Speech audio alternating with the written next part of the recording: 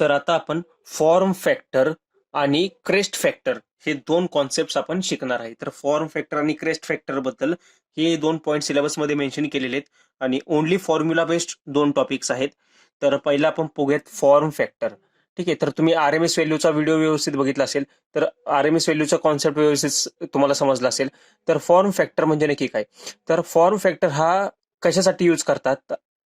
तर हा फॅक्टर आपली जी सायनोसायडल वेव्हफॉर्म आहे, तर त्या सायनोसॉइडल वेव्हफॉर्मचा शेप बरोबर आहे की नाही त्यासाठी आपण हा फॅक्टर यूज करतो मोस्टली. ठीक आहे, तर हा फॅक्टर म्हणजे हा एक रेशो आहे. हा रेशो कशाचा रेशो आहे? तर हा R M S value and average value या दोघांचा रेशो आहे. म्हणजेच R M S value divided by average value.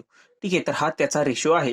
तर आर एम एस व्हॅल्यू आपली काय असते बरं? जसं आपण मी लास्ट ह्याच्यामध्ये बघितलं, आपण आर एम एस व्हॅल्यूच्या पॉईंटमध्ये पाहिलं तर R M S value is 1/√2 times of maximum value.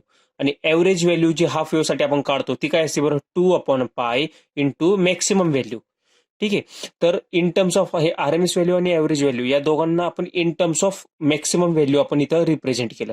ठीक आहे, तर हे बेसिक फॉर्म्युले मी तुम्हाला त्या कॉन्सेप्टमध्ये घेतलेले आहेत, बरोबर.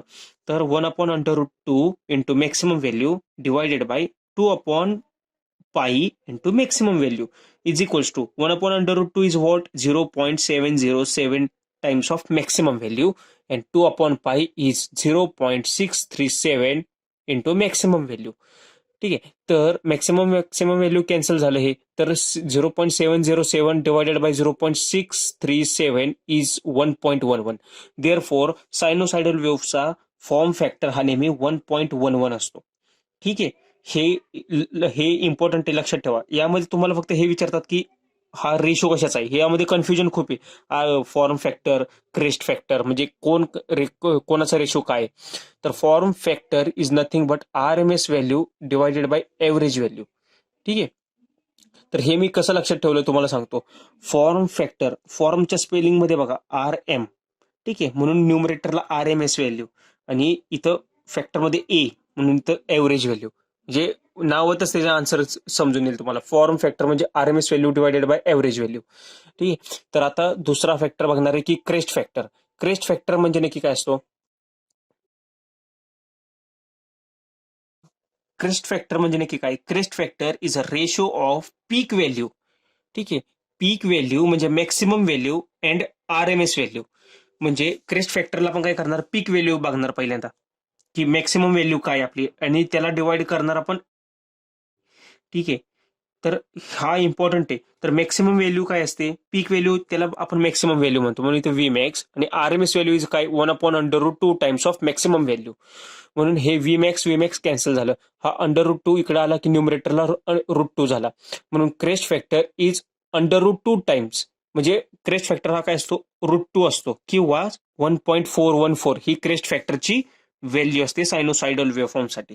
ठीक आहे, तर क्रेस्ट फॅक्टरचा फॉर्म्युला लक्षात ठेवा. हा फॉर्म्युला एक्झाम मध्ये कसा प्रश्न येतो की form factor, what is form factor, आणि हा फॉर्म्युला दिलेला असतो, किंवा व्हॉट इज क्रेस्ट फॅक्टर आणि हा फॉर्म्युला दिलेला असतो की peak value divided by R M S value, R M S value divided by peak value, average value divided by R M S value, या टाईपचे फॉर्म्युलेज लिहिलेले असतात आणि तुम्हाला व्यवस्थित ओळखायचा असतो. तर हे दोन झाले फॉर्म फॅक्टर आणि क्रेस्ट फॅक्टर. ठीक आहे, किंवा तुम्ही हे पण लक्षात ठेवा की या दोघांमध्ये मोठा कोणता असतो? तर क्रेस्ट फॅक्टरची व्हॅल्यू जी असते 1.41 आहे, फॉर्म फॅक्टरची व्हॅल्यू 1.11 आहे. तर हाही पॉईंट लक्षात घ्या. आणि त्यानंतर एक आहे की एक क्वेश्चन आपण बघूयात न्यूमरिकल. ठीक आहे, न्यूमरिकल आपण बघूयात. न्यूमरिकल मध्ये काय दिलंय? अल्टरनेटिंग करंट ऑफ 6 एम्पियर्स, म्हणजे एसी करंट आहे की ज्याची व्हॅल्यू आहे 6 amperes, flowing through the resistance of 40 ohms, 40 ohm मधनं जातोय. Find the average value of voltage and peak voltage of the supply. ठीक आहे, म्हणजे 6 एम्पियरचा करंट आहे, तो 40 ओहम मधनं फ्लो होतोय. तर आपल्याला एव्हरेज व्हॅल्यू आणि पीक व्हॅल्यू आपल्याला काढायची. ठीक आहे, तर मी तुम्हाला समजण्यासाठी ही सायनोसायडल वेव्हफॉर्म, आता इथं अल्टरनेटिंग सांगितलंय ना, म्हणून मी अल्टरनेटिंग करंट इथं ड्रॉ केला. ठीक आहे, या करंटची व्हॅल्यू आहे 6 एम्पियर. तर एक लक्षात ठेवा, इथं अल्टरनेटिंग दिलंय ना, अल्टरनेटिंग करंट हा जो 6 एम्पियर दिलाय, ही कोणती व्हॅल्यू असते? ही एव्हरेज व्हॅल्यू असते की पीक व्हॅल्यू असते की कोणती? तर ही आर एम एस व्हॅल्यू असते. ठीक आहे, ही नेहमी दिलेली मेन्शन केलेली आर एम एस व्हॅल्यू असते. हे समजून घ्या. एक्झाम्पल मध्ये दिलेली एसीच्या केसमध्ये दिलेली व्हॅल्यू नेहमी आरएमएस व्हॅल्यू असते. म्हणून हा IRMS आला 6, रेजिस्टन्स आहे 40. तर व्होल्टेज काय असणार आहे? V is equal to I into R. मग हा आरएमएस करंट असल्यामुळे व्होल्टेज मिळणार, पण आरएमएस व्होल्टेज मिळणार.